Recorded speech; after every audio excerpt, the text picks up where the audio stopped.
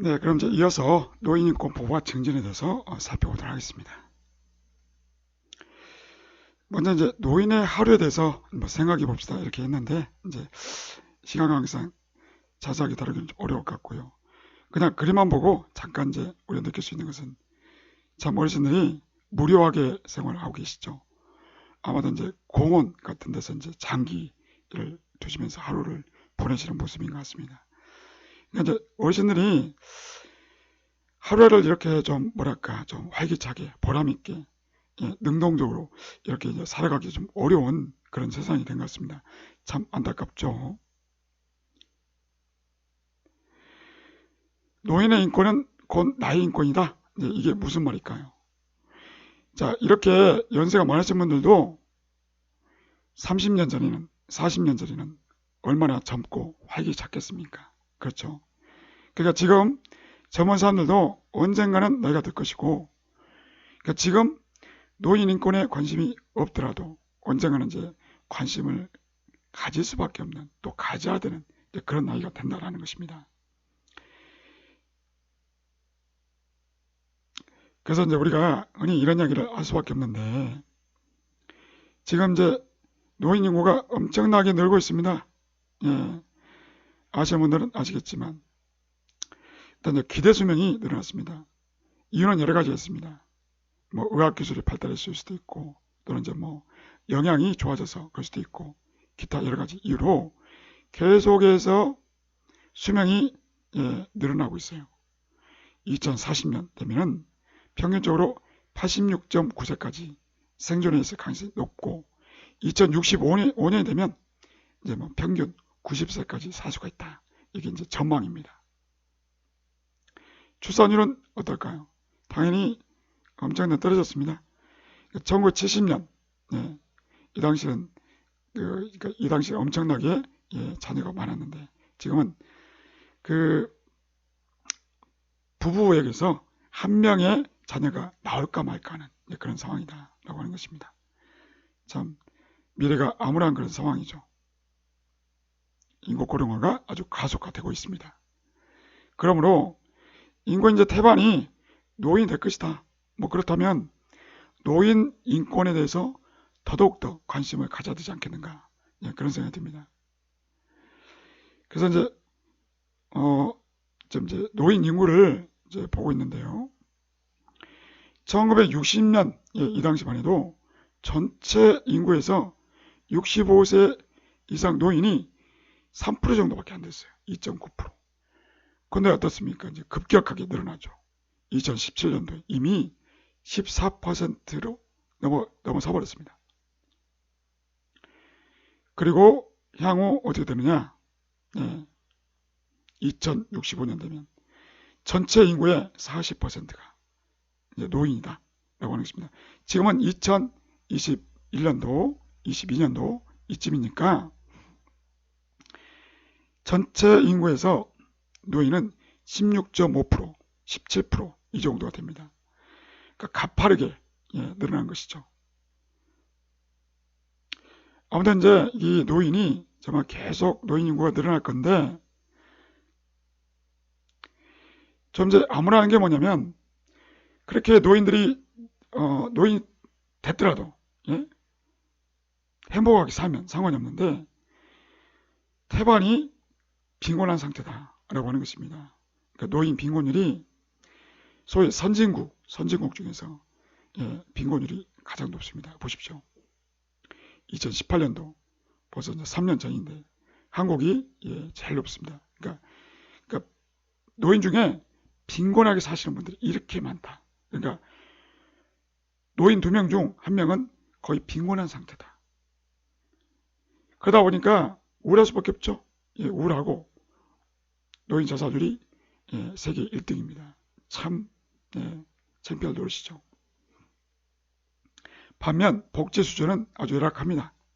전 세계 96개 중 60이 별로 좋지 않습니다. 자, 이런 상황에서 우리 어르신들이 이제 인권 보장을 제대로 받고 있겠느냐? 좀 아무래도 이제 그럴 것 같지 않죠?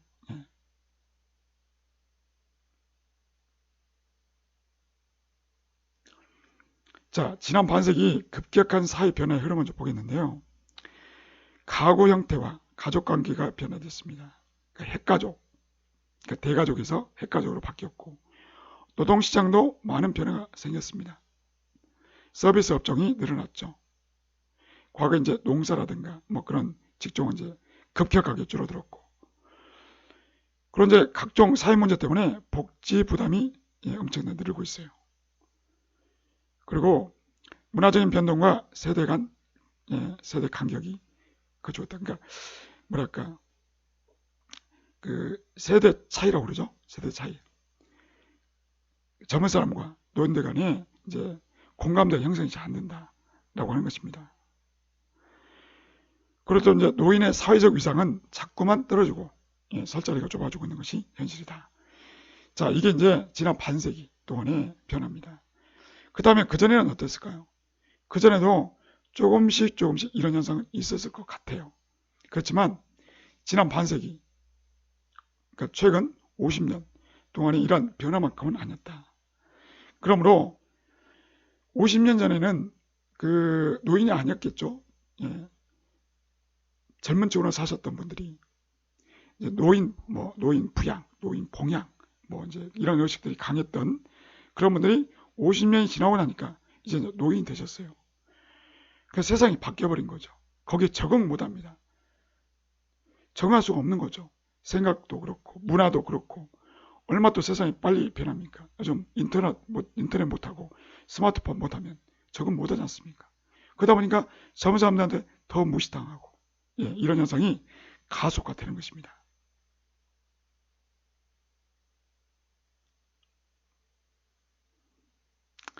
아까도 살펴봤지만 노인 2명 중 1명은 빈곤층이라고 그랬죠.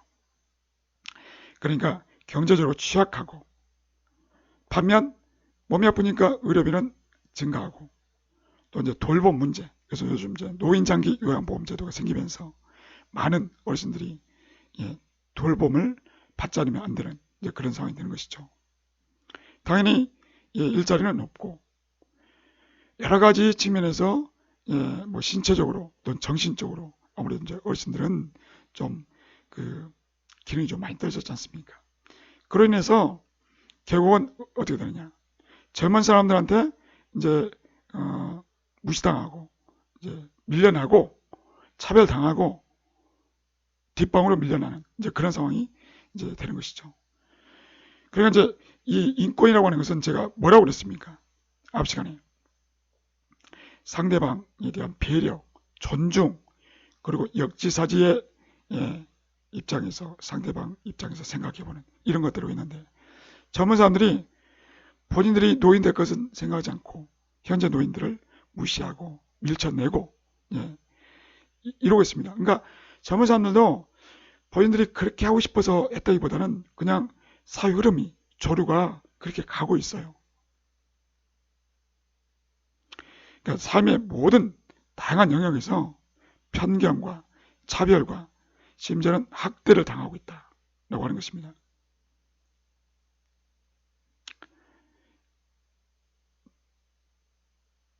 또 보겠습니다. 노인들의 권리 보장은 시급한 과제다. 왜 그럴까요? 일단은 아까 이제 표로 보여드렸습니다만 이제 고령화 속도가 너무 빠릅니다. 그리고 이제 그 노인들이 이 빠른 변화에 적응을 못해요. 그러다 보니까 당연히 소외되고 또 이제 뭐 학대를 당하고 이제 이런 노인들이 늘어나고 있다는 것입니다. 심지어는 자녀들한테 무시당하고 학대당한 노인들이 많아지고 있어. 그러니까 이제 과거에 어떤 이제 유교적인 전통 다 무시되고 고령 사회의 노인 문제는 노인 세대뿐만 아니라 모든 세대가 함께 풀어야 될 과제죠. 왜 그렇습니까? 누구나 다 언젠가는 노인이 될 것이므로 지금의 노인 세대는 험난했던 지난 반세기 동안 국가 민족을 위해서 공헌을 해왔던 분들이시죠. 물론 100%는 아닐 겁니다. 그렇지만 대다수의 어르신들은 결국은 우리나라가 이만큼 살게 되는 데 있어서 기틀을 다지셨던 분들입니다. 절대 무시당해서는 안 되는 분들이다. 하는 것이죠. 그럼에도 불구하고 어떻습니까? 제대로 대우를 받고 있습니까? 대우를 받고 있지 못하고 있죠. 자, 노인 인권의 개념을 정리해 보겠습니다. 앞 시간에는 그냥 인권에 대해서만 살펴봤다면, 자, 이번에는 노인 인권, 이거 뭐냐? 바로 노인이 존엄을 지키며 노예 생활을 인간답게 영위하는 데 필요한 모든 권리다. 자, 이제 노인이 존엄을 지킨다. 이게 아주 중요합니다. 뭐냐면 노인도 사람이잖아요. 특히나 이제 할머니들, 여성 노인들, 이분들은 비록 몸은 쇠약해졌지만 여성의 감수성은 여전히 남아있단 말이죠. 근데 이런 것들이 무시당하고 존중받지 못하는 경우들이 많아요. 실제로 노인 요양시설이라든가 그런 복지시설에서조차도 제대로 대우를 못 받습니다. 그러니까 노인이 존엄을 지키고 인간다운 그런 이제 삶을 산다라고 하는 것은 무엇이겠습니까? 그냥 있는 그대로 인정해주고, 그러니까 사람답게 살 수 있게끔 기반을 만들어주고 대우받는 것이죠. 그와 같은 것들을 주장할 수 있는 그 권리, 그게 바로 인권입니다. 인권. 다른 연령 집단과 마찬가지로 노인은 인간이 누릴 수 있는 모든 권리를 향유할 수 있는 인권의 주체다. 인권과 노인 인권 개념은 다르지 않고 대상만 노인일 뿐인 것이다. 노인 인권에 대한 명시적인 법적 규정은 없으나 좁은 의미에서 봤을 때는 좁은 의미로 노인 인권을 말한다. 그러면 학대받지 않을 권리, 이 정도를 이야기할 수 있을 것 같아요. 그렇지만 좀 더 넓게 보면 적극적으로 사회에 참여할 권리, 이걸 말하는 것입니다. 즉 말해서 노인 인권에서 최종적으로 우리가 신경을 써야 될 것은 무엇이냐? 어르신들을 소외시키지 않는 것입니다. 무엇으로부터? 직업으로부터, 또는 이제 각종 어떤 사회 관계로부터, 여타 모든 영역에서 소외시키지 않는 것입니다. 함께하는 것입니다. 노인이라고 이렇게 이제 밀쳐나거나 차별하지 않고 같이 하는 것이죠. 사실 과거에는 어떻습니까? 노인들이 존중받았었죠. 그 이유는 뭐냐? 노인들은 지혜가 많다. 삶의 경험이 많기 때문에 지혜가 많다. 그러므로 노인이 하는 말은 경청해야 된다. 이런 게 있었죠. 그래서 요즘은 오히려 반대가 됐습니다. 노인의 말은 들을 필요가 없다. 오히려 노인들이 말하면 꼰대다. 잔소리다. 이렇게 이제 듣고 있는 것이죠. 그러니까 잘못된 겁니다. 이게 다 잘못된 겁니다. 노인 스스로도 젊은 사람들한테 할 말 못하고 이런 것들은 정상이 아니다. 할 말 있으면 해야 된다. 그런 것도 추구하는 것이 바로 노인 인권이다 라고 하는 것입니다. 왜 젊은 사람들만 자기 할 말 합니까? 어르신들도 자기 할 말 할 수 있어야 되겠죠. 노후에도 인간답게 생활할 수 있는 권리다.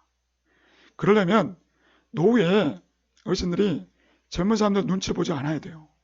오히려 당당할 필요가 있습니다. 당당할 수 있게끔 우리 사회 분위기를 만들어줘야 된다는 것입니다. 그게 결국 노인 인권이다. 그게 결국 인간의 존엄성을 존중해 주는 것이고 차별받지 않는 그런 세상을 만드는 것이다 라고 하는 것입니다. 참 교과서적이고 이론적인 이야기처럼 들리기는 합니다. 그렇지만 계속적으로 이런 이야기를 해야 된다는 것입니다. 안 하다 보니까 더 안 좋아지잖아요. 이론적인 이야기고 아주 뜬구름 잡는 것 같은 그런 이야기라고 하더라도 자꾸 해서 노인이 아닌 세대, 이 사람들이 그냥 노인 인권 그러면 너무 자연스럽고 당연한 것으로 이해될 수 있게끔 자꾸 얘기를 해야 된다는 것입니다. 그러자면 우선 어르신들, 여러분들부터 노인 인권을 아셔야 돼요. 자, 노인 인권의 영역은 이렇게 많습니다.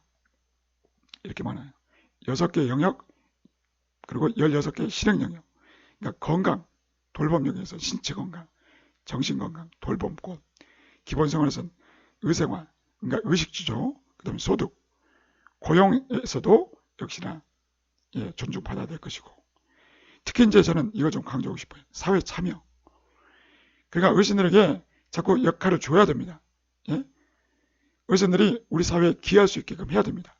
그래서 서원노인복지원에서도 선배 시민 프로그램 하고 있는 것으로 알고 있습니다. 어르신들은 선배 시민입니다. 앞으로 용어 자체를 노인이라는 용어보다는 그냥 선배 시민? 그런 용어를 쓰는 것이 마땅치 않겠느냐, 그런 생각도 듭니다.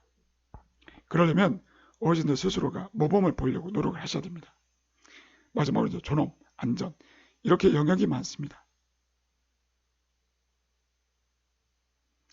우리나라의 노인 인권 관련 법들은 어떤 것들이 있을까요? 엄청 많습니다. 포괄적으로 봤을 때는 이렇게 많습니다.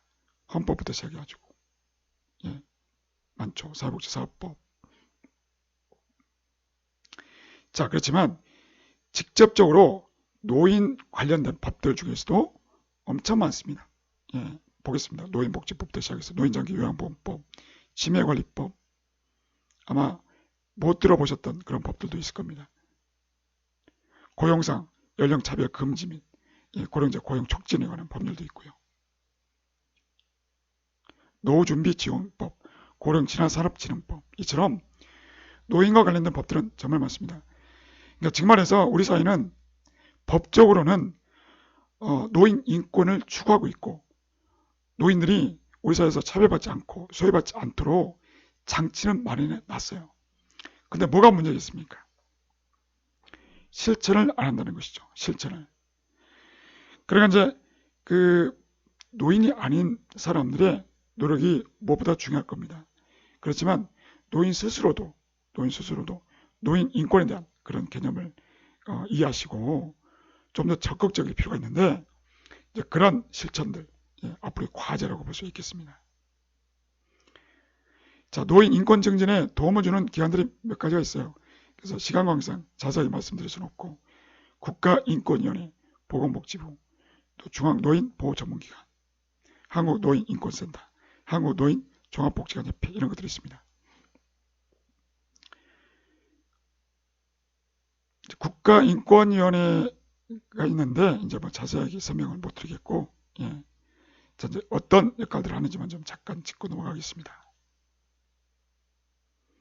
종합적인 인권 전담 기구이고, 준사법기구다, 준국제기구다, 독립기구다. 그러니까 상당히 막강한 권한을 갖고 있습니다. 막강한 권한을 갖고 있어요.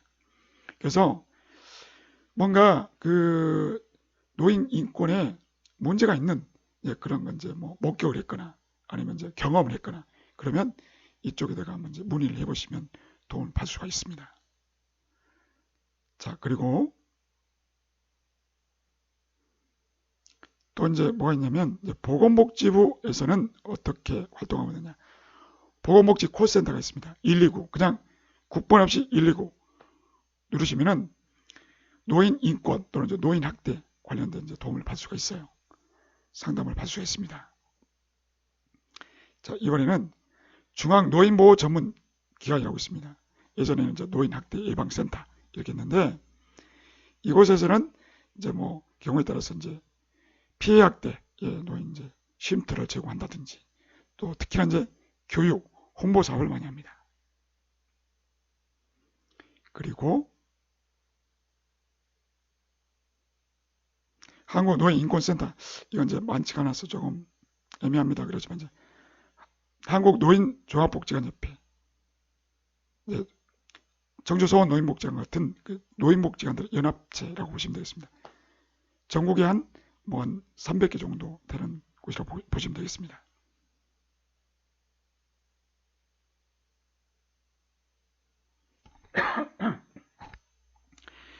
사회복지 패러다임 변화. 자, 이건 이제 말씀드리는 이유는 뭐냐면, 사회복지가 인권하고 아주 밀접하다고 말씀드렸죠. 왜 그러느냐? 사회복지의 발전 역사를 보면 그 이유를 알 수가 있어요. 첫 번째, 사회복지는요, 처음에는 사회복지가 아니었어요. 그냥 자원봉사, 자선 이 정도 단계였습니다. 그러다가 조금 더 전문성이 높아지면서 무엇에 관심을 두느냐? 욕구 충족. 그러니까 도움이 필요한 사람들의 욕구, 시급한 욕구를 충족시키는 쪽으로 전문성을 개발했어요. 그렇지만 다음 단계, 세 번째 단계는 바로 권리보장, 이쪽으로 점차 전문성을 키우고 있다라고 하는 것입니다. 결국 이제 그 노인 인권이라든가 시민의 권리라든가 이제 이러한 것들, 이걸 통해서 계속 강조드립니다만은 노인 스스로 역량을 강화해야 돼요. 노인분들 스스로가 인권 개념을 이해하시고 실천하려고 하는 노력들이 필요합니다. 그렇게 했을 때 노인이 아닌 사람들도 보고 따라온다는 것입니다. 자, 이런 식으로 발전했기 때문에 사회복지의 이제 변화에 발맞춰서 노인 인권도 앞으로 이제 발전될 가능성이 높다고 볼 수 있겠습니다.